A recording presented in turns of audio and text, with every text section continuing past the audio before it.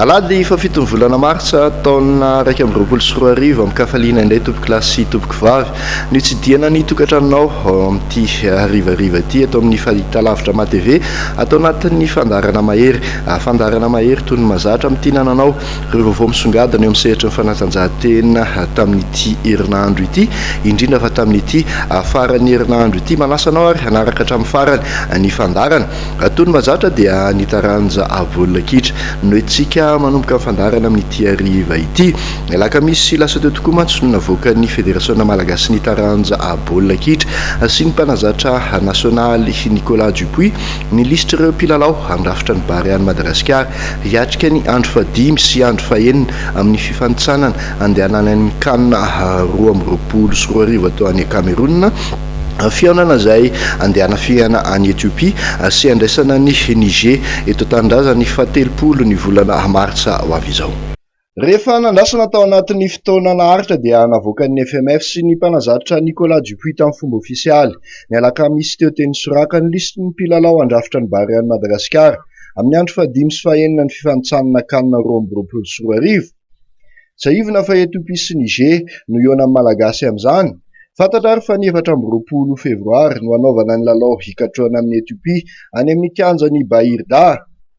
Ny stadium Barika Dimy Tomasina kosa no andray ny lalao ionana amin'ny Niger ny 30 martsa ho avy izao. Mpilalao 20 natsoina hiatrika ireo lalao roa ireo. Ny fito amin'ireo dia avy eto toerana. Namarika ity lisitra ity tsy ny antsoina ny Hery Bastien. Anambara moa Nicolas Dupuis fa misy mpilalao mahasolo azy ao anatin'ny reto lisitra voantso ireto. Eo ihany koa ny fahabangan'i Thomas Fontaine sy William Gros noho ny ratra nazo azy ireo. Ankoatr'izay dia nanaitra ny rehetra ny fanambarana amin'ny antsoina ny fanevima indray. Nilaza i Nicolas Dupuis fa ilain'ny ekipa ity kapiteny Barea teo aloha ity. Manatsafidy izy na mbola ilalao na hipetraka ho mpanoro sy mpitarika ary mpaporisika an'ireo zandriny ao amin'ny Barea fotsiny. Fantatra ihany koa fa hiady any amin'ny fitondram-panjakana izay manohana akaiky ny baolina kitra malagasy Nicolas Dupuis amin'ny itondrana ny Thomas Fontaine sy William Gros any Éthiopie na dia maratra azy. On a demandé à ce qu'ils viennent aussi, même étant blessés, pour que le groupe vive ensemble. Ça c'est important. Et dans cette même idée, alors que je sais que je crois que c'est Jossin qui va s'en occuper, la fédération va faire en sorte qu'on soit logé le mieux possible. L'État va faire en sorte que les déplacements se fassent le mieux possible. Dans la même idée de cette famille un peu des Barea, de cohésion, de groupe autour d'un comité exécutif, autour du PRM évidemment, autour des sponsors qui sont avec nous, autour de moi, de mon staff, des joueurs, j'ai eu une idée. Il y a 3 semaines environ, que j'ai partagé l'idée avec mes joueurs cadres. Pour augmenter encore cette cohésion et pour montrer qu'on a du cœur et qu'on est une grande famille, j'ai décidé de convoquer Faneva. J'ai décidé de convoquer en plus de ce groupe Faneva. Il ne le sait pas encore, donc j'attends sa réponse. Les cadres sont tous unanimes, ils m'ont dit « Super coach, c'est une très bonne idée ». Faneva ne le sait pas encore, mais pourquoi je fais ça? Pour exactement la même idée que ce que je viens de vous dire. Les Barea, c'est une famille, on a du cœur, on a l'esprit, on est soudés, on est ensemble. Personne est à la marge et j'ai besoin de lui au niveau sportif. On a besoin de lui au niveau sportif, même si les autres sont très bons. Peut-être il jouera, peut-être pas. Et on a besoin de lui au niveau mental aussi, parce que c'est le grand frère de tous ces petits locaux qui sont là d'une part. Et ensuite, c'est quelqu'un qui me tient à cœur, et vous le savez, comme tous les autres.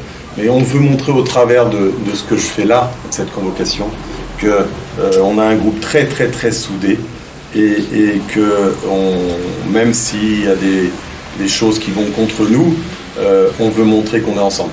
Miara-misala amin'ny fanatotosana ireo lalao roa goavanareo moa ny fitondram-panjakana foibe sy ny ministeran'ny tanora sy ny fanatanjahantena ary ny fédération malagasy nitaranja baolina kitra. Afantaro ary ireo mpilalao 20 natsoina.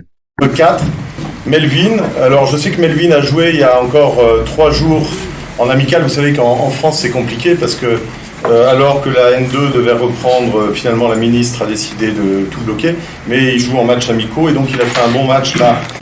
Alors je vais vous dire un petit truc qui me tient fait chaud au cœur. Mathias, il m'a appelé pour me dire, coach, j'ai refusé la sélection française des jeunes pour rester avec toi, rester avec vous, rester avec la sélection malgache. Et ça, c'est un message très important. Il est très jeune, vous le savez, c'est l'avenir de notre sélection. Et j'ai trouvé son état d'esprit exceptionnel et il m'a téléphoné pour me le dire et je le remercie. Donc il sera là. Nina, que j'ai vu jouer 2 fois depuis quelques temps, là, et qui toujours m'impressionne un peu, et il a encore beaucoup de travail à effectuer, mais il est vraiment très bon, et sur les rassemblements, à chaque fois, il progresse. Donc il sera là aussi. Dabo, qui sera le 4e gardien, on va avoir 4 gardiens, on ne sait jamais ce qui peut nous arriver. Et en pleine forme, alors il était blessé, une petite blessure il y a 1 mois, une petite micro-déchirure, mais ça va beaucoup mieux, il s'entraîne très fort avec Saint-Pierre, et je l'ai eu au téléphone, on a beaucoup discuté, et il est très motivé à l'idée de venir. Les meilleurs joueront. Voilà. Maintenant les joueurs. Alors Jérémy sera là, je l'ai eu avant-hier. Alors c'est sûr qu'il est blessé actuellement, mais sa reprise est en cours et ça va beaucoup mieux. Il n'a plus de douleur déjà et il sera là pour les 2 matchs importants. Et heureusement qu'il sera là parce qu'on a besoin de ce joueur-là. Comme de tous les autres d'ailleurs. Théodin, j'ai vu 3 fois depuis le début là, et je trouve toujours aussi solide. Alors c'est une petite aparté que je fais, un peu moins solide quand on joue à 3 derrière comme Fous joue actuellement. Et quand il joue à 2, je trouve bon. Et il est déjà intervenu dans le groupe avec nous. Et à chaque fois, il a été bon et lui aussi mérite d'être là. Alors Jérôme, lui, fait une très belle saison et vous le savez avec Grenoble, il était premier fin décembre, là ça va un tout petit peu moins bien, mais il peut encore se battre pour la montée, et il sera là. Silvio, lui, est à fond au niveau, je sais, j'ai suivi ses 2 dernières performances, il est très bien actuellement capable de jouer à droite ou à gauche, vous le savez, au poste de latéral, et il est très bien actuellement dans son championnat, il a repris. Pascal, alors même remarque pour Dabo, il est à Saint-Pierre, donc je sais qu'ils s'entraînent très dur, ils font beaucoup de matchs amicaux entre eux, mais le championnat n'a pas encore pris, mais ça va reprendre bientôt. Romain, la machine, sera là évidemment, et heureusement, et on a besoin de lui évidemment. Alors, j'avais déjà découvert dans l'équipe Chan ou Kosafa, mais Chan, et j'ai redécouvert en le voyant jouer l'autre jour, je trouve que c'est un joueur en devenir, et qui peut encore progresser, il a besoin d'intégrer le groupe. Voilà, donc Kosfa, c'est un joueur de Kosfa. Alors, il était blessé et ça m'inquiétait un petit peu. Et j'ai vu que sur le dernier match, il avait été double passeur décisif. Et son état d'esprit toujours a été exceptionnel. Et je suis content qu'il ne soit plus blessé parce que capable de jouer derrière, capable de jouer au milieu, il est polyvalent. Et je suis content qu'il soit là. Ryan, lui, vous le savez, caracole en tête de la Ligue 2 en France et en pleine forme. Il va être encore utile. Rappelons-nous que sur le dernier but marqué ici, c'est lui qui a marqué de la tête. Non, il y a eu le dernier par Akali, mais c'est lui qui avait marqué de la tête contre l'Éthiopie, justement. Abel, que j'ai tous les jours quasiment au téléphone, lui est en pleine forme aussi, et surtout, il y a un chat noir qui le suit parce que l'avant-dernière fois blessé, la dernière fois Covid, et là il se protège, je lui ai dit écoute tu te protèges, il faut que tu sois là. Il est très très très motivé, notre nouveau capitaine. Ah, Ibrahim donc qui vient de re-signer comme vous le savez il y a 1 mois environ au Qatar et tout va bien pour lui et heureusement que lui aussi va être là et j'espère qu'il va nous ressortir une frappe dont il a le secret. Marco a repris les terrains et est titulaire depuis déjà 2 matchs à nouveau avec Charleroi alors qu'il était 4 fois sur le banc avant. Donc il n'y a aucune notion de blessure à son niveau, tout va très bien. C'est un joueur que j'ai découvert, Dolly. C'est un joueur que j'ai découvert, je l'ai vu 4 fois depuis le début de l'année et qui m'impressionne un petit peu. De par ses qualités techniques quand il est libre. Alors, quand une équipe le connaît, il y a un marquage qui se fait, c'est plus compliqué pour lui, mais les Éthiopiens et les Nigériens ne le connaissent pas. Et s'il le laisse libre et qu'il a la chance de jouer, ou le mérite de jouer, alors il peut étonner beaucoup de monde. Zotsar va très bien, il a encore joué hier un match complet contre les Gobelins en France. Il monte en puissance, il est en pleine forme. Dimitri, lui aussi, a signé au même endroit. Il a fait le match hier aussi. Il a été très bon devant la défense. Les deux sont en très grande forme parce que ils ont la chance d'avoir notre préparateur physique comme préparateur physique de club.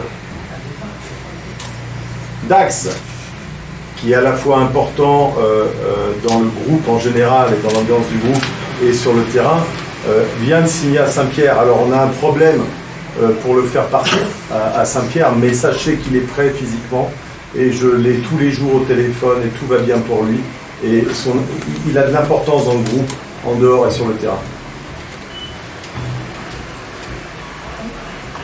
Loïc. Loïc, lui aussi va très très bien. Alors il nous a montré des très très belles choses dans le rassemblement de novembre. Vraiment, j'ai confiance en lui. C'est quelqu'un qui peut nous apporter, surtout côté gauche d'ailleurs, en doublure de Paulin, un état d'esprit exceptionnel. Bolide, que j'ai eu hier en message au téléphone, va beaucoup mieux. Il a repris les terrains, il a repris l'entraînement, il a fait des matchs d'entraînement et il reprend petit à petit avec le groupe. Il sera prêt, il sera là. Paulin, toujours à fond, il se blesse jamais. J'ai l'impression qu'il n'a pas de muscle parce qu'il se blesse jamais. Mais lui, toujours à fond, évidemment pour le groupe et toujours là, le premier à dire je serai là, coach. Carolus, évidemment, vous savez ce que je pense de Carolus, une qualité dont on ne peut pas se passer du tout en équipe nationale, assez exceptionnelle, donc je suis très heureux qu'il puisse venir, et surtout qu'il ne se blesse pas avant le match. Hakim, lui, a joué hier, un match entier avec son club en Luxembourg, il va bien, il marque des buts, et tout va bien pour lui. Ziv, que j'ai quasiment tous les jours au téléphone, lui s'entraîne seul parce qu'il n'a plus de club, mais il est encore en contrat un petit peu avec son club en Thaïlande, Matibli, donc on enverra la convocation au club de Thaïlande en lui envoyant à lui aussi. Il s'entraîne tous les jours, il sera prêt. Il ne sera pas à 100%, mais c'est important qu'il soit là aussi, parce que rappelons-nous que c'est lui qui a marqué le but décisif aussi contre la Guinée équatoriale il y a quelques années. Alexandre marque but sur but actuellement avec son club de Sedan. Malheureusement, il va être bloqué là. Enfin, lui, il a la chance d'être qualifié en Coupe de France encore. Mais il va être bloqué là parce que le championnat national 2 vient d'être arrêté officiellement. Mais sur les 5 derniers matchs, il marque 5 ou 6 buts. Cito, alors, je l'ai déjà connu, évidemment, que ce soit dans l'équipe A' ou quand je l'ai fait venir en A. Cito, je l'ai vu jouer 3 fois depuis le début, parce que là, il a été suspendu. Et j'ai vu jouer 3 fois depuis le début et me montre de très belles choses, ce qu'il était capable de montrer il y a quelques années. Voilà. Et c'est normal qu'il soit là parce qu'il m'a montré réellement de très belles choses, surtout sur son côté gauche. La Laigne, alors que j'avais perdu de vue un petit peu, et puis que j'ai vu jouer entre autres il y a 15 jours, et que je suis par rapport à ses entraînements, la Laigne a été excellent le dernier match que j'ai vu à Bypass, et j'ai trouvé normal de le convoquer parce qu'il donne une alternative côté droit très intéressante. Voilà. Donc, alors... Nandritra ny fotoana namoahana ny listry ny Barea iny moa no nanarotany mpanao gazety nanontany ny mpanazatra Nicolas Dupuis ny antony nisafidiana ireo mpilalao andrafitra ny Barea ireo sy ny fandaram-potoana ny ekipa pirenena malagasy ary ny paikady hoentina hitady fandresena amin'ireo lalao roa manana ny hoavy no an'ny baolina kitra malagasy ireo. D'abord le 24, oui, tu as dit que ce serait le 24 parce qu'on a demandé le 24. Hein. On n'est pas sûr. Moi, j'ai aussi demandé le 24 au service compétition de la CAF parce que le 27, tu as compris, que vous avez tous compris qu'on n'aurait pas le temps, puisqu'en plus, on joue à 400 km d'Addis. On n'aurait pas le temps d'être là, normalement, le 30 à Barikadim, c'est pas possible, donc il faut être sérieux. Donc, moi aussi, j'ai demandé le 24 ou le 25 au pire, hein, mais voilà. Alors, je ne sais pas du tout où on loge parce que c'est pas dans les prérogatives de décider d'un hôtel. Hein. Et par rapport à ta deuxième question, combien ça coûte, j'en sais rien du tout. Parce que je n'ai jamais géré ça. Voilà. Donc. Ny fédération malagasy ny baolina kitra zany sy ny fitondram-panjakana malagasy etarian'ny filoham-pirenena Andry Nirina Rajoelina sy ny ministera ny fanatanjahantena zany dia mifandray tanana miray hina tanteraka ao anatin'ny fanatanjahana ity lalao ity ka momba ny fanontanianao teo dia hoe aizy nareo nipetraka ao anatin'ny fikarakarana izany dia omenantsika amiandalana eo ihany fa hiezaka hitady ny toerana mba hahafahan'ireo ekipa pirenena ireo milamin-tsaina manao fanazarantena milamina mba hananantsika vokatra tsara. Aza matahotra nareo mpanao gazety fa omena nareo miandalana eo ihany amin'ny toerana hitanareo amin'ny sary mihitsy hoe hito ny toerana isany. Non seulement les 29 joueurs, mais les 2 joueurs qui sont blessés aussi. On a décidé de faire ça pour montrer que, d'abord, c'est un moment important pour tout le pays, et pour la fédération, et pour le comité exécutif, et pour tout le monde. Les sponsors, les joueurs, moi, c'est un moment important, et pour montrer qu'on est très soudés derrière un même objectif, porter haut à nouveau les couleurs de Madagascar. Donc on y va tous. J'ai découvert, ça c'est la loi de la concurrence et des effectifs, j'ai découvert avec le lancement de la Pro League qu'il y avait des joueurs, je parlerai de Dodi, des joueurs capables d'apporter quelque chose de nouveau dans l'effectif, donc c'est la concurrence qui parle, et j'ai trouvé que Dodi apportait plus de diversité dans mon groupe que Bastien, mais ça ne veut pas dire que Bastien un jour n'en reviendra pas. Voilà. J'ai des inquiétudes par rapport à la date déjà, ça c'est sûr, mais on est déjà en train de travailler avec mon préparateur physique sur 2 idées. D'abord, il faut savoir que si on arrive plus de 2 jours à l'avance en Éthiopie, alors on risque d'avoir des problèmes justement au niveau des globules rouges, ainsi de suite. Donc il ne faut pas qu'on fasse n'importe quoi. Donc j'ai déjà dit à Jocelyn hier, imaginons qu'on joue le 24, l'idéal serait pour nous d'arriver entre le 21 et le 22. Et il y a une deuxième solution à laquelle on travaille actuellement, et on va sans doute acheter ça pour les joueurs. Ce sont des masques qui permettent justement de travailler les globules rouges. Alors, c'est 50 € le masque pour être très sincère, mais bon, il faut ce qu'il faut. Et si il faut passer par là, on achètera des masques pour tous nos joueurs qui s'entraîneront avec pour augmenter, etc. Mais évidemment que les Éthiopiens vont être avantagés par rapport à l'altitude. C'est sûr. Oui, votre question elle est très bonne. On fait une petite aparté par rapport à, c'est pas que Handap, c'était toute la Sava. C'est une aparté qu'on fait, mais finalement on parle des futurs barrières peut-être, et j'espère pour eux, ça s'est super bien passé. 8 jours à passer en Sava, en Antala, Sambave, Weimar et Handap, 1000 gamins vus, détectés, avec une équipe de 8 éducateurs autour de moi. Franchement, c'était fantastique. Des dizaines de milliers de personnes pour nous accueillir et pour regarder les enfants, faire les tests physiques, techniques et les jeux. Et je dis que c'est une bonne question parce que j'en profite de vous soyez tous là finalement pour vous dire une chose. Il y a eu une mauvaise communication, pas de ma part sans doute, et puis de la part d'ACNAPS. Il y a eu 150 millions, tu sais, de données pour les détections. Il faut bien comprendre vraiment à 100% que les 150 millions donnés par la CNAPS, ça ne sert qu'à la détection des jeunes. C'est-à-dire l'hébergement, la restauration, les déplacements en voiture, pour moi en avion, des jeunes. Là, je te donne un exemple. En Sava, j'ai avancé 11 millions de ma poche, mais je sais que la CNAPS, de façon certaine, va me rembourser, et c'est dans les 75 millions qu'ils doivent me verser. Mais sache que les 150 millions au centime près seront utilisés et sont utilisés pour la détection. Quand je te dis que j'avais 8 éducateurs avec moi, il faut les nourrir, il faut les héberger, il faut les déplacer dans 2 voitures, ainsi de suite.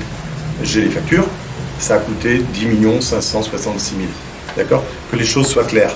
Donc c'était une communication que je veux faire, et ça tombe bien que tu me le dises, parce qu'il y a eu une mauvaise compréhension des choses. D'accord ? Dupuis ne touche pas l'argent. Est-ce que je l'appelle Gilles ? Parce que d'abord, c'est lui, rappelons-nous, qui a marqué le but décisif contre la Guinée équatoriale quelques années, et je sais qu'il s'entraîne très dur, et je l'ai souvent au téléphone ou en message. Voilà. Mais c'est le seul qui n'a pas de club. Donc c'est raisonnable. Alors, vous avez raison de dire que l'Éthiopie gagne souvent ses matchs à la maison. Sans doute à cause de ce qu'on a dit tout à l'heure, c'est-à-dire l'altitude, et ils ont un avantage énorme, et ils s'entraînent dessus, ils ont l'habitude. Donc souvent la première mi-temps on est capable de tenir, en deuxième mi-temps ils prennent le dessus, c'est ce qu'on a vu. Ça fait quand même plus de 2 mois que je visionne tous les matchs de l'Éthiopie depuis leurs 8 derniers matchs à domicile. J'analyse tous les coups de pied arrêtés, défensifs, offensifs, tous leurs joueurs un par un. Il y a des choses à faire. Donc nous, même s'il y a l'incertitude du sport et on ne sait jamais qui va gagner parce qu'ils ont le même objectif que nous, gagner, se qualifier, nous on fait les choses hyper sérieusement et on va tout mettre en place pour trouver des petites failles. Et on en a trouvé. Alors peut-être eux font la même chose et vont trouver des failles chez nous, mais on a trouvé des failles. Alors je ne vais pas te dire si je vais jouer offensif ou pas. Je crois qu'on n'est pas capable, nous, à Madagascar, de jouer 90 minutes à défendre. On ne l'a jamais fait. statistiquement, tu regarderas, mais excepté contre la Tunisie, il y a un moment qu'on n'a pas fait un match sans marquer de but. Voilà, pour la petite histoire, je crois qu'on est à 25 matchs depuis que je suis là et on est à 4 ou 5 défaites, dont celle de la Tunisie. Mais tu regarderas, je pense pas qu'il y ait beaucoup de matchs où on n'ait pas marqué de but. Vraiment. Donc on n'est pas capable, nous, dans nos gènes, dans nos envies, Comment tu veux dire à Paulin de défendre tout le temps? C'est pas possible. Donc je vais pas aller à contre-cœur, à contre-courant des qualités de mes joueurs. On va jouer pour gagner. On va jouer pour gagner, sachant que ça va être forcément très difficile. Mais je sais qu'on va tout donner et on va essayer de marquer sur des petites failles qu'on peut trouver. Je crois que pour les dates, je crois que Jérémy doit jouer le 21. Ouais. Et comme je l'ai dit tout à l'heure, on espère jouer le 24 ou le 25. Franchement, j'attends des nouvelles. Si on joue le 24, on va partir le 21 au soir. Après son match. Je crois que Jérémy va être le dernier à jouer, je pense. Mais l'idée, c'est de vraiment arriver 2 jours avant, à cause des globules rouges, tout ce que j'ai expliqué tout à l'heure. Là-bas.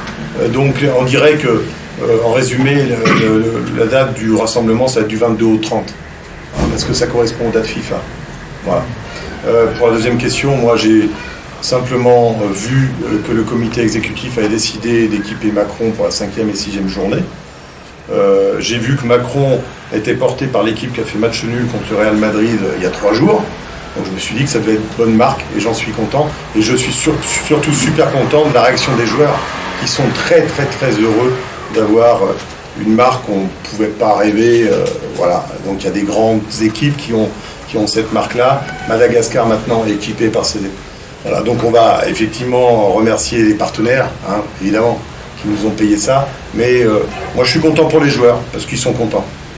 Eo amin'izay baolina kitra aty amin'ny continanta afrikana izay hatrany dia vitany talata sy ny alarobia lasa teo ny fianonany Hamad voalohan'ny CAF teo anivon'ny tasina ny tribunal arbitral du sport hatreto dia mbola tsy nisy ny fanapa-kevitra noraisiny rafitra ity mahakasika ny fahafahana Andriamatoa Hamad ho mpifaninana na tsy amin'ny fifidianana izay filohan'ny CAF indray ho tanterahana ny 12 ny volana martsa ho avy izao moa izay fifidianana izay mpitatana vaovao eo anivon'ny Confédération africaine ny baolina kitra izay. Mbola tantara mitoetra eto ny raharaha Hamad sy ny FIFA ny talata sy ny alarobia teo i Hamad no nenona sy nanaovana fanadihadiana teo anivon'ny tribunal misahana ny fanatanjahantena na ny TAS. Hatreto dia tsy mbola nisy fanapahan-kevitra nivoaka avy amin'ity rafitra ity. Andrasana araka izany izay didy avoakan'ny TAS na hanome rariny na hitsipaka ny Hamad izay mbola filohan'ny CAF am-perinasa. Hatreto dia makely finoana ny mbola hatafiditra nyity teratany malagasy ity ho isan'ny mpiazakazaka hifaninana amin'ny fifidianana izay filohan'ny CAF ny 12 martsa 2024 izao raha ny tombatomba ny mpanara-baovao.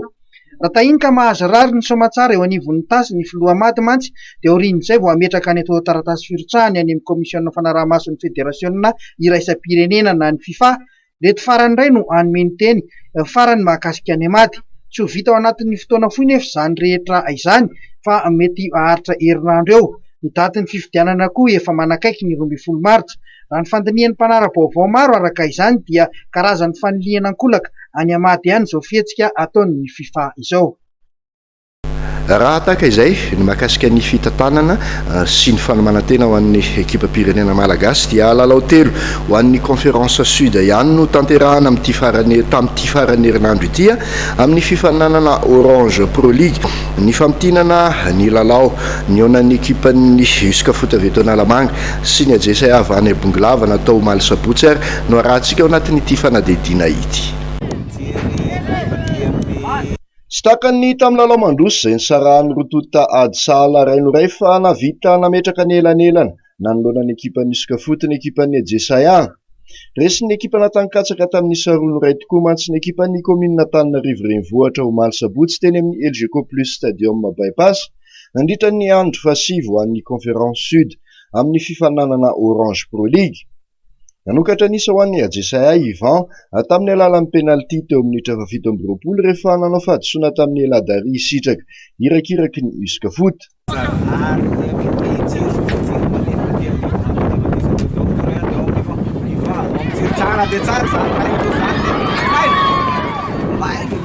Sambola zany dia mbola lohany zareo izy koa dia any dia mbola any miro ihany dia ao amin'ny tsiro misy accident maty. Ivan, ny makomany eo. Saint-Ulrika, Saint-Maxon. Ary dia teo ambony be mitarika miajesa eo anoloanan'iry zareo isoka foty. 3 minitra mony za taorin'izay nefa dia ananasala nisa ho an'ny isoka foty hitafita. Latsaka ampony eo mandeha fary amin'ny tsiro dia ny eladaria miditra ty ampony aty nefa dia tsy eo amin'ny sika takany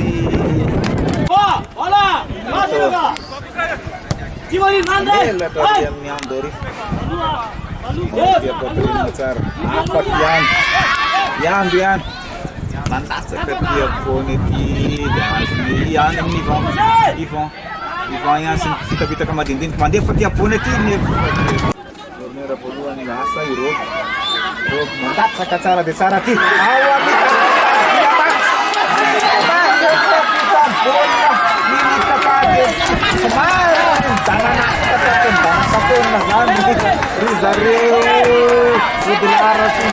Akion-dalana goavana tamin'ity lalao ity ny penalty azon'ny ekipan'ny isoka foty teo amin'ny minitra 5-10.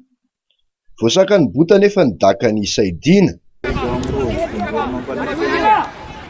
Merina dia aty misitaka aty ambany aty misy mota ihany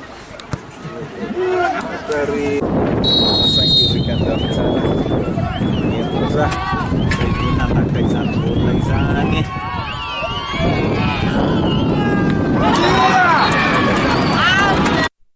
Hitranga io izay nanimba ny sain'ny mpilalao kominina Antananarivo renivohitra.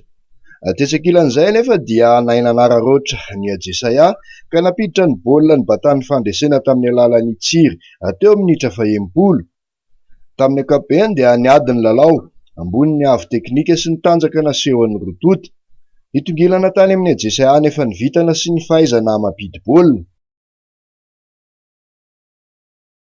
Raha taka izay ny vokatra tamin'ny andron'ny omaly sabotsy dia andeha kosa omenanao ny vokatra tao anatin'ireo lalao roa ho an'ny conférence sud amin'ity Orange Pro League ity no tanterahana androany alahady.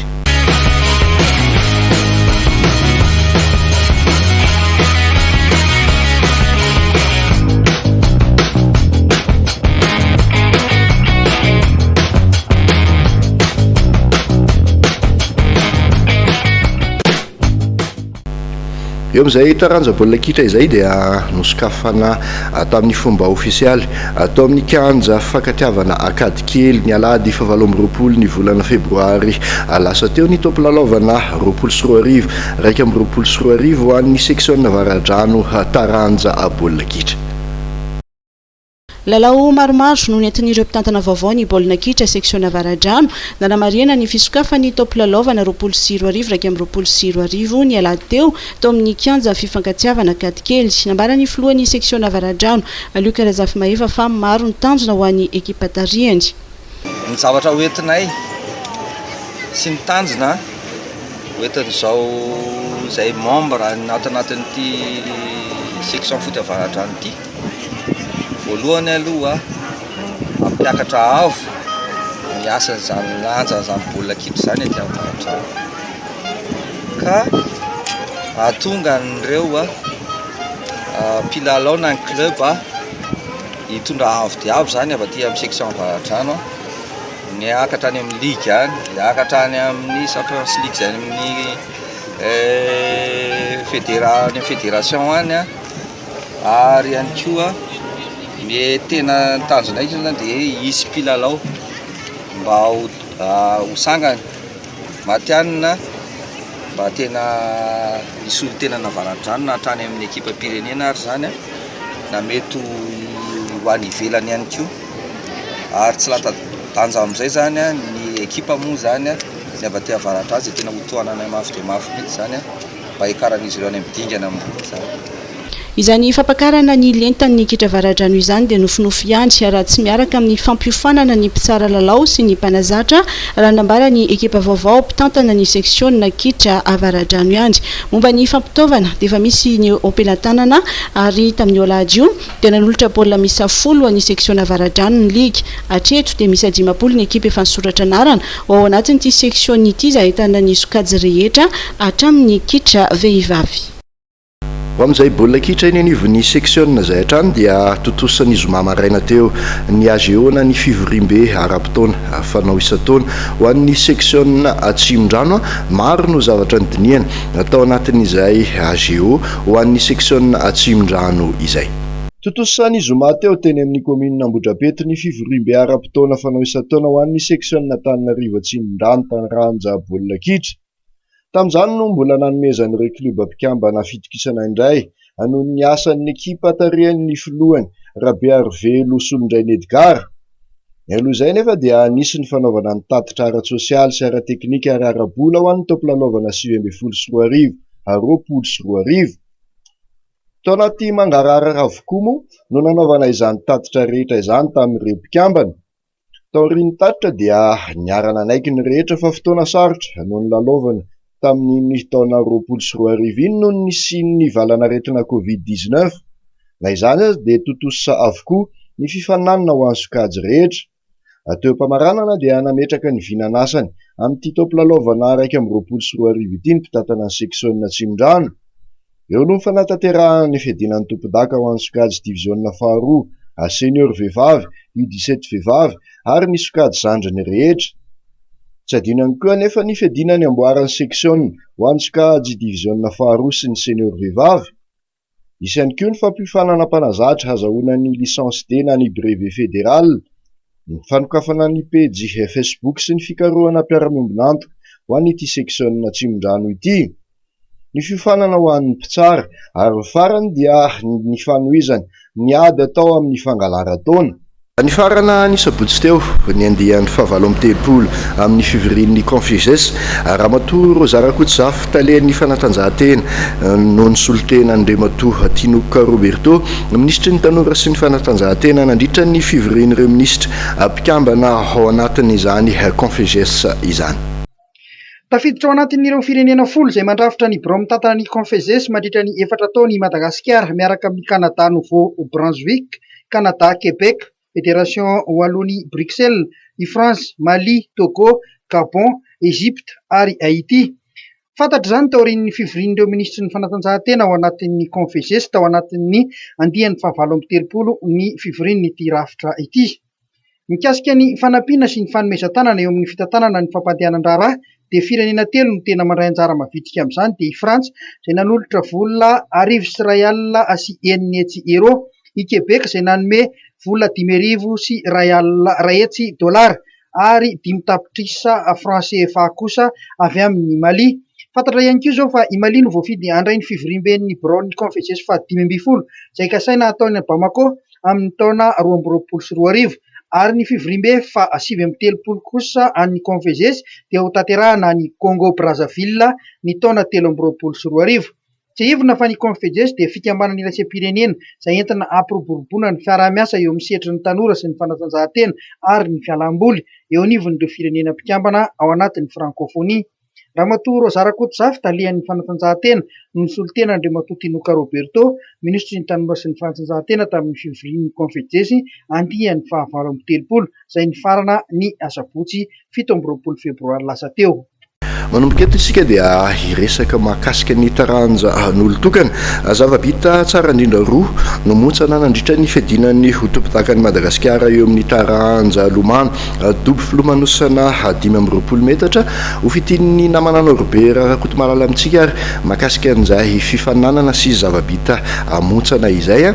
Tsara ihany koa no mampatsiahy fa totosa omaly teny amin'ny ANSP Filoteny ny fifidianana izay tantana ny ligina Nalamanga ao anatin'ny taona misesy manaraka indray ary ao anatin'ny ity fanadihadiana ity ary ny mahakasika an'izay resadresaka momba ny lomano izay. Zava-bita maromaro no montsana sy no hatsarain'ny mpilomano malagasy nandritra ny fiadinan'ny tompon-dakan'i Madagasikara eo amin'ny taranja lomano. Dobo mirefy 520 metatra izay nitanterahana tetsy amin'ny Esika Antanimena ny faran'ny herinandro lasa teo. Teo amin'ny 10 metatra papillon dia nombotsahany Oliantsarabe John ny zava-bita tsara indrindra eto Madagasikara izay izy ihany no tompony 9 sekondra sy 9 pahazatony no record national vaovao vitany raha 9 sekondra sy 13 zany teo aloha. Teo amin'ny ilomano fampitohina ny relais kosa indray 10 metatra lehilahy dia navita fotoana tsara indray ihany koa ry Frank John Danil ary nomena ekipa ny Saint-Michel 2 minitra sy 19 sekondra sy 10 pahazatony no namitany 10 metatra relais. Teo amin'ny fanatsarana ny zava-bita na ny meilleure performance dia miakatra hatrany ny Rahery Miamina lafatra avy any Boeny izay navita podro teo amin'ny 100 metatra brasy vitany tao anatin'ny 2 minitra sy 20 sekondra sy 19 pahazatony sy teo amin'ny 10 metatra brasy 13 sekondra sy 13 pahazatony. Navita nanatsara izay zava-bita izay ihany koa i Raharvelona Jonathan avy amin'ny SMCN 2 minitra sy 4 sekondra sy 7 pahazatony teo amin'ny 100 metatra brasy ho an'ny latsaky ny 20 sy ny 19 taona. Tsy dia nanahirana loatra ny mpilimano ny fampiasana ilay fitaovana vaovao napetraka tao anaty dobona ny plaque de touche natao andraisana ny fotoana vitan'ny mpilimano tsirairay avy. Tsy nisy intsony araka izany ny fimenomenomana teo amin'ny ray aman-dreny sy ny ofisiely teknika amin'ny fotoana vitan'ny mpilimano tsirairay. Hatreto aloha mbola zazana hoe tsara vokatra dia manantena ny tizan'izany mampatongana. Ty ny fananana ofisialy voalohany fiverenana letsin'ny lomano ela be hita ihany ve le vetraikany sa? Lazaina hoe hita ihany le izy anatin'ny longue distance fa miezaka foana zany ohatran'ilay compétition. Tamin'ity fiadiana tompon-daka Madagasikara ity ihany koa no nampiasana n'ilay fitaovana vaovao nanahoana no fomba fampiasanareo azy? Ny ankizy aloha misy mbola tsy zatra amin'ilay izy vao izay vao tonga teto Madagasikara fa efa nazavaina tsara hoe mila fotoana maro zany amin'izay tonga tsara temps dia tsisy midisadiso amin'ny ofisiely teknika sy ny fa aminao mety tsara le mifisiany fitaovana io? Ie, hitako mampivoatra ny lomano eto Madagasikara le izy sady ahafahany ankizy mahita ny mitovy any amin'ny compétition internationale. Ilay fahita lavitra lehibe sisy andrazana dia ho afaka hita mivantana avy hatrany ny vokatra rehetra aorian'ny fananana iray ny mpijery. Marihina fa mpilimano miisa 7 sy 900 avy amin'ny ligiparitra 5 no tonga niatrika ny fiadinan'ny tompon-dakan'i Madagasikara dobo 15 metatra. Fa mpikatroka manodidina ny 100 eo no tonga niatrika ny fiadinan'ny tompon-dakan'i Madagasikara tetsy amin'ny kanja amin'ny tafona Korondrano ho an'ny taranja atolona mbola ny namana Norbert Kotomalalatra any nitondra amintsika izay fanadihadiana mahakasika ny fiadinan'ny tompon-dakan'i Madagasikara ho an'ny taranja atolona izay. Pikatroka miisa 100 avy amin'ireo ligiparitra miisa 5 Analamanga, Boeny, Antsinanana, Vakinankaratra, Mantsiasambony no nandray anjara tamin'ny fiadinan'ny tompon-dakan'i Madagasikara eo amin'ny taranja atolona fananana izay notanterahana omaly tontolo andro tetsy amin'ny kanja amin'ny tafona Korondrano. Na dia teo aza ny fihiboana nandritra ny volana maromaro ka tsy nisian'ny fananana dia hita ho samy nanomana ihany ireo pikatroka isaky ny ligiparitra. Na izany aza nisongadina ny pikatroka avy eto Analamanga eo amin'ny avo teknika. Isorin'Andriamanitra aloha izay voalohany indrindra satria afaka mifankahita ohatran'izao indray isika na dia mbola ao anatin'ny fepetra ara-pahasalamana ara izay tianay ny manamarika fa tena hajaina tanteraka ary miezaka ny eto niveau fédération n'Antolona zany mametraka ny lamina rehetra amin'ny fanajana fepetra ara-pahasalamana amin'ity compétition androaty. Championnat de Madagascar izy ity championnat national version 2021 izay hoe ijerevantsika izay ho fatenana hiatrika ny qualification olympique afaka 3 herinandro eo any Maroc. Dia eo ihany koa moa championnat d'Afrique izay fanindran-dalana amin'izay qualification olympique izay any Maroc ihany dia ny zavatra azo ambara aloha zany dia ny fahavitrian'ny mpandray anjara izay tsapa sy hita fa nangitahita tanteraka tao anatin'izay tsy nisy compétition lavalava zay dia azo lazaina fa fahombiazana zany amin'ny lafan'izay. Ny zavatra anankiray faharoa dia araky ny hitantsika raha tsika mahita dia miezaka ny teto niveau fédération na pakatra avoavo koa ny lentan'ny fikarakarana. Araky ireo hitantsika ireo dia misy ny arbitrage vidéo, arbitrage électronique izay nanomboka ny satarina androany ary tsapa fa voafehy tanteraka eto niveau-ny fédération zany ary dia hotohizana satria izay ihany koa ny anisan'ny zava-dehibe any amin'ny raisam-pirenena mila mizatra dian'izao hatraty ny ankizy mba tsy ho variana mijery écran, mijery jiro, mijery ny zavatra mamirapiratra fa tonga any ivelany fa mba hoe mba miaina an'ilay izy hatraty dia fa tsy mifakaiza am'izao zany zavatra hita any amin'ny monde-ny international. Elaela tsy misy fanana izy ianao manao ahoana ny amin'ny fiderinareo fédération azy ny afo teknika zany no hoan'ireo mpitatitra. Ny afo teknika aloha zany dia azo zaraina anankiroa goavana be ny anankiray voalohany dia hita hoe niakatra ho an'ireo antsoina hoe atleta confirmé, zany hoe ireo atleta efa manana niveau ambonimbony zany izay efa manana vision lavidavitra dia nanomana ry zareo tao anatin'ny confinement, nanomana ry zareo tao anatin'izay fotoana rehetrarehetra zay dia hita hoe niakatra ny avo teknika ry zareo.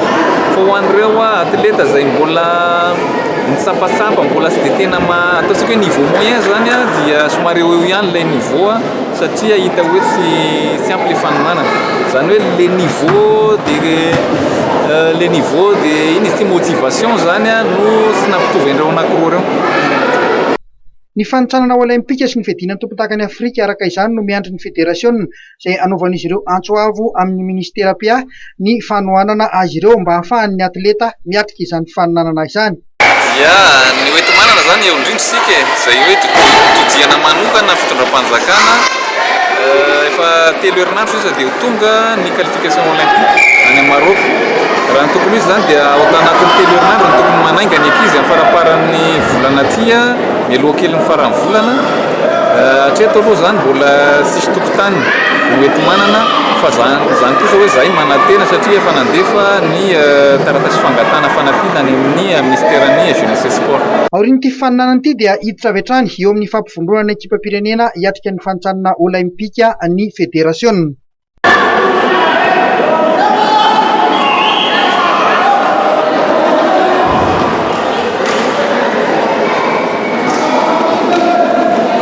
Mandalo fotoatsarotra ny taranja tsipikanety be satria efa nifarana ny volana septambra 24 ny fepitona fiasana ho an'ny fédération ny sport boule de Madagascar izay rafitra tokana ny eken'ny fédération ires pirenena.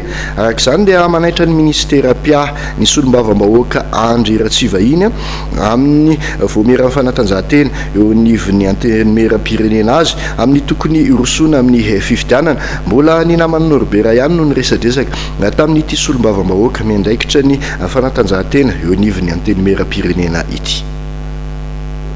Mitaky ny tokony hanatotosana fifidianana eo amin'ny fédération ny taranja tsipikanety be Andriamatoa Andry Ratsivahiny voameran'ny fanatanjahantena eo anivon'ny antenimera pirenena. Mitaraina ary ny isan'ny vomafy ireo mpilalao sy mpitantana section na ligue hoy izy. Ireo no tsy fisian'ny rafitra mazava ka mampiatona ny faninanana ofisialy.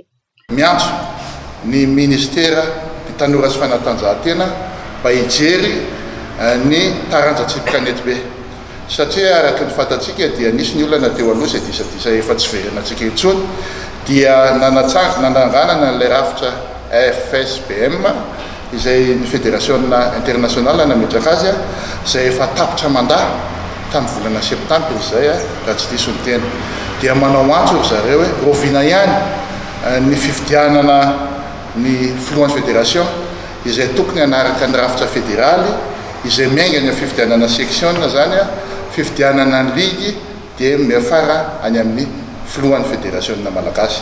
Izay andro izay no irahana atao satria taranja iombona izy tia irahantsika manana ary fantatsika fa tao aorianan'izay olana any anjary tamin'ny Madagasikara eo amin'ny resaka tsipikanety be zay dia nitotongana ny tsipikanety be maneran-tany izay taranja voafehantsika malagasy tena amin'ny lafiny maro mihitsy fa ankehitriny tsy tantaratra intsony Madagasikara amin'izao fotoan'izao maneran-tany ka antso no atao anareo mpanantanteraka ministera dia mikarakara aleo hazava tsara araka ny fitakin'izy ireo ny code électoral sy ny calendrier électoral izay andrafetana an'izany fifidianana izany hoe izy avy ny afaka milatsaka dia miainga avaiza-marina ilay izy dia ho atao fantatry ny be sy ny maro ary ny olona rehetra dia tokony afaka hilatsaka avokoa. Efa tapitra tamin'ny septambra 24 ny fotoana nomen'ny fédération iraisam-pirenena ny FSBM hoy ireo ka rariny loatra raha tokony irosoana amin'izay ny fifidianana na izany aza nefa mila fanomanana izany fifidianana izany. Ny fantatra aloha ny fitondram-panjakana dia anisany manampy be amin'ny resaka fanatanjahantena ary raha ny filoha pirenena ankehitriny dia tsy nitsahatra nanampy an'izany na tamin'nisy filohan'ny tizamita nanampy an'ny tsipy kanety be ary am'izao ngamba ataoko fa fotoana tokony ahana miasa amin'ny fitondram-panjakana miherina indray zay laza nanatsika eo amin'ny tsipy kanety be zay. Ny zavatra mampalahelo fotsiny dia misy atsonjay nataon'ny fédération tamintsika tamin'ireny fedina tompontaky ara-tany tany Canada reny niarana hitsika raha manana sarin'izay nareo fa tena tsy azo leferina ka zay mahatonga mety hoe misy olona mitsangana afaka miady an'ireny zavatra reny dia hitatsika eo moa zany hoe miankina amin'ny fepetra sy ny code électoral zay ivoaka ministère eo no ahafahana mijery no avin'ny kanety be. Naranao fenitra Andiabelsinay tanjona ho ireo solombavambahoaka ireto ny amerina indray ny lazan'ny tsipy kanety be eto Madagasikara. Tsy ny andrela moa fa avy hatrany dia nanao valan-dresaka ho an'ny mpanao gazety ny avy eo anivon'ny fédération sport boule de Madagasikara ny zoma lasa teo amalina izay ahany mpakafy ny taranja tsipy kanety be izay. Taoriny ny fangatahana nataon-dramatoa Andry Ratsivahiny solombavambahoaka ny Madagasikara miandraikitra ny voamera-pirenena ny fanatanjahantena eo anivon'ny anteny mera-pirenena mahakasika ny tokony irisona ny fifidianana izay hitantana ny fédération ny taranja tsipy kanety be dia nitafa tamin'ny mpanao gazety androany ny mpitantana ny FSBM na ny fédération sport boule eto Madagasikara ny tona fanazavana mahakasika indrindra ny firisona amin'izay fifidianana izay. Tokony tany amin'ny taona 2024 tany araka ny fifampiresahana tao amin'ny ministère saingy noho ny antony manokana zay tsy dia avy aminay loatra fa noho ny fifandresen-dahatra teo amin'ny FSBM sy ny fédération internationale zay somary nanahirakirana ny FSBM ihany le fandresen-dahatra satria ny fédération internationale dia mbola te ametraka zany ny fanohizana ny mandany FSBM membre amin'izao fotoana zao fa raha ny fomba fijerinay azy manokana nefa aleo faranana ihany angamba le mandany satria fa tapitra tamin'ny septembre moa le izy raha araka ny autorisation na men'ny ministère ka nanapa-kevitra zany zay aleo faranana ihany le izy satria tsy vita ny andamina ny pétanque ity raha ohatra ka tsy andalo amin'ny fifidianana atsika. Zay moa zany marimaritra iraisana teo amin'ny ministère sy ny FSBM ary dia anjaranay tato amin'ny FSBM nandresy lahatra ny tany amin'ny fédération internationale zay somary nahatara ny fanomanana le fifidianana zany satria zao vao resy lahatra fédération internationale hoe aloha ara iroso any amin'le fifidianana ny FSBM zany raha ohatra ka zay no mety ampilamina an'le zavatra no fandresen-dahatra na zay nataon'ny FSBM ka zay no tsara hitondrana fanazavana androany ary ampahafantarina ny mpitsipy kanety be rehetra sy ny vahoaka malagasy manerana ny nosy. Ny daty moa zany dia efa misy daty navoakana ihany efa nalefa tany amin'ny ministère izy io maly efa napetraka any amin'ny ministère zany code électoral sy ny daty hikarakarana ny fifidianana.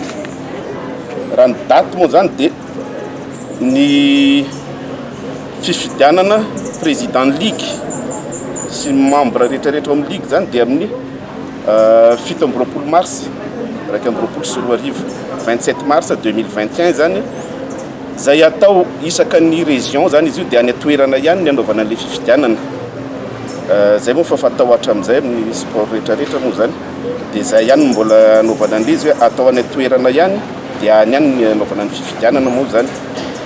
Dia ny fifidianana ny membre fédération vaovao sy ny président dia atao amin'ny 10 avril 10 avril 2021.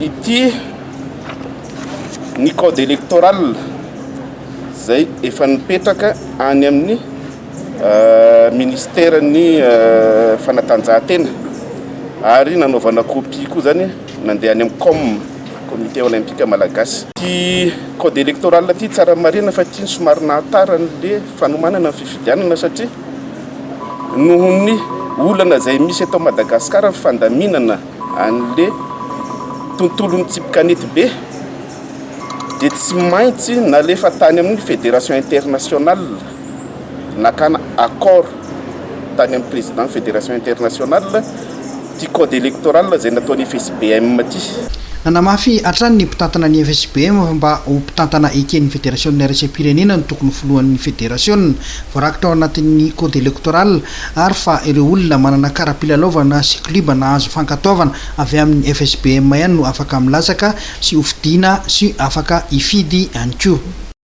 Maraparantsika ny vaovao avy eto toerana dia hanomboka tsy ho ela ny fiadinan'ny tompon-daka régionaly eo amin'ny taranja rehetra hifaninanana eo anivon'ny mpiasam-panjakana manao fanatanjahantena mivondrona ao anatin'ny AGF ny namana Norbert Rakotomalala moa dia anisan'ny mpanaraka akaiky an'ity fifaninanana AGF ity ka mitina izay vaovao izay amintsika. Afaka ray volana eo raha ela indrindra dia anomboka ny fidinan'ny tompon-daka régionaly eo amin'ny taranja rehetra hifaninanana eo anivon'ny fikambanany mpiasam-panjakana mivondrona ao anatin'ny AGF. Ho fanomanana amin'izay fiverenana kianja izay ary dia atony fanao isan-kerinandro dia nanateraka fivoriana tetsy anosy ireo mpitantana ny AGF sy ireo mpitarika isaky ny ministera.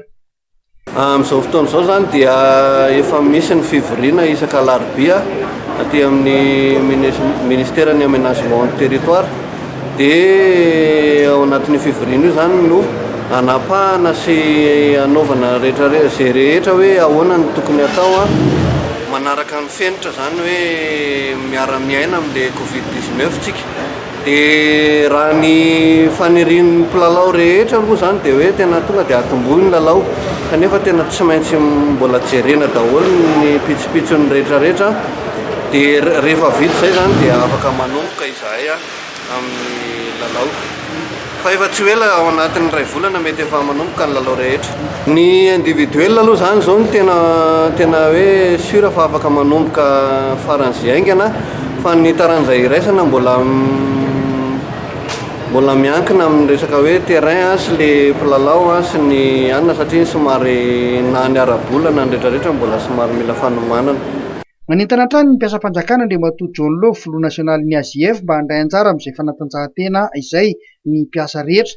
Fanafody tsy vidim-bola hoy izy ny entina iarovana amin'ny aretina maro ny fampietseham-batana sy ny fanaovana fanatanjahantena koa mampirisika ny mpiasam-panjakana rehetra ny tenako mba hisehatra amin'izay fanaovana fanatanjahantena izay. No masaka hazo natolotra tamin'ity riva ity isorana ianao nanaraka izany fandarana izany hatramin'ny farana ety ampamaranana dia tsy hainy sisotra ireo namana niarana natotosany fandarana tamin'ny tenako i Bosco no nakany sary i Romain no nandritra izany sary sy feo zany ho tonga tany tokantrantsika tany imenja no napita ny sary kosa tonga tany tokantrantsika tsirairay avy tany dia mame fotoana antsika amin'ny manaraka indray avelo mato.